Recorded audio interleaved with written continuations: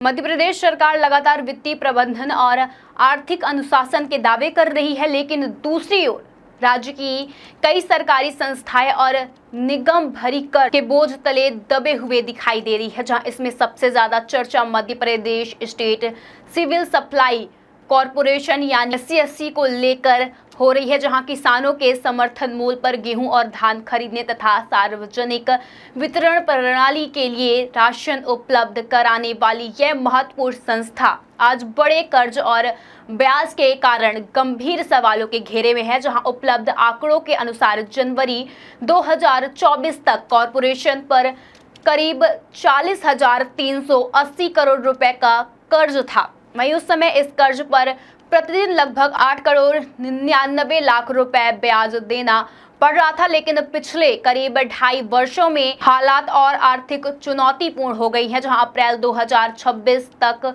यह कर्ज बढ़कर 1 लाख करोड़ रुपए से अधिक के स्तर पर पहुंच गया है और अब इस पर रोजाना करीब 23 करोड़ 20 लाख रुपए का ब्याज चुकाना पड़ रहा है। यानी हर एक ब्याज के रूप में इसकी बड़ी राशि खर्च हो रही है, जो कई छोटे विकास कार्यों के पूरे बजट के बराबर मानी जा रही है। वहीं सबसे महत्वपूर्ण बात तो यह है कि गेहूं और धान खरीदने की सीजन को छोड़ दिया जाए तो कॉरपोरेशन की नियमित आय लगभग नहीं के बराबर रह जाती है, जहां खरीदी के दौरान सरकार की ओर से मिलने वाली कमीशन और इसकी प्रमुख आय का स्रोत होता है। लेकिन बताया जा रहा है कि यह राशि भी मूलभूत काम करने के ब्याज अदायगी में खर्च हो जाती है। ऐसे में सवाल उठना स्वाभाविक है और आखिरकार किसानों के समर्थन मूल्य पर अनाज खरीदने और उसे भारतीय खाद्य विभाग यानी FCI तथा सार्वजनिक वितरण प्रणाली के लिए उपलब्ध कराने वाला यह नियम लगातार कर्ज के जाल में क्यों फंसता जा रहा है।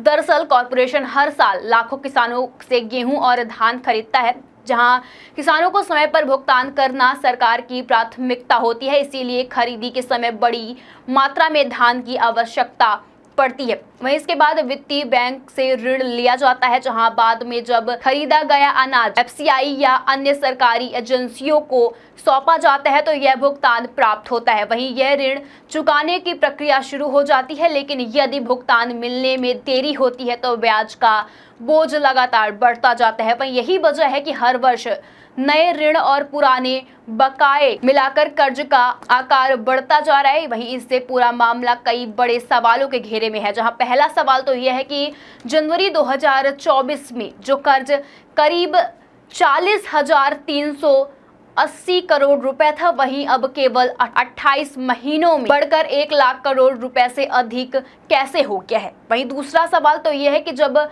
कॉरपोरेशन को खरीदी के बदले कमीशन मिलती है और अनाज की आपूर्ति के बाद भुगतान भी प्राप्त होता है, तब कर्ज का बोझ कम क्यों नहीं हो रहा है। वहीं तीसरा सवाल तो यह है कि क्या वित्तीय प्रबंधन में कहीं कोई ऐसी कमजोरी है जिसकी वजह से ब्याज का बोझ लगातार बढ़ता जा रहा है, जिसके इसी बीच गेहूं खरीदने के दौरान बारदाना खरीदी को लेकर भी विवाद सामने आया है। वहीं पूर्व मंत्री और भाजपा विधायक अजय बिश्नोई ने पुराने बारदानों की खरीदी में अनियमितताओं और भ्रष्टाचार के आरोप लगाए हैं, जहां उनका यह भी कहना था कि पुराने बारदानों को बाजार दर से अधिक कीमत पर खरीदा जा रहा है। वहीं आरोप के बाद मामला सुर्खियों में आ गया है। वहीं बाद में संबंधित टैग निरस्त कर कम कीमत में नई खरीदी की जा रही है, जहां इससे घटनाक्रम में भी कॉरपोरेशन की कार्यप्रणाली को लेकर भी कई सवाल खड़े हो रहे हैं। जहां हालांकि खाद्य निगरानी आपूर्ति एवं उपभोक्ता संरक्षण विभाग की अपर मुख्य सचिव रश्मि अरुण शर्मा का कहना है कि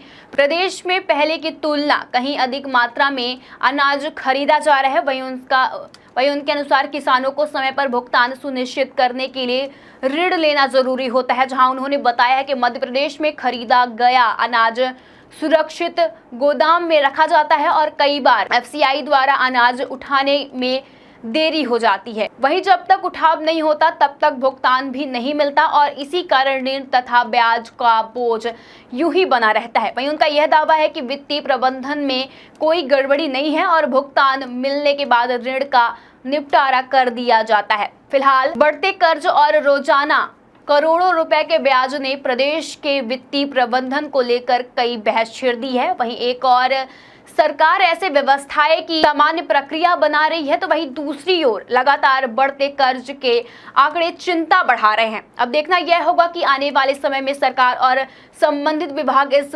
आर्थिक बोझ को कम करने के लिए क्या कदम उठाती है और क्या सिविल सप्लाई कॉरपोरेशन की वित्तीय स्थिति में कोई बड़ा सुधार देखने को मिलेगा या फिर नहीं।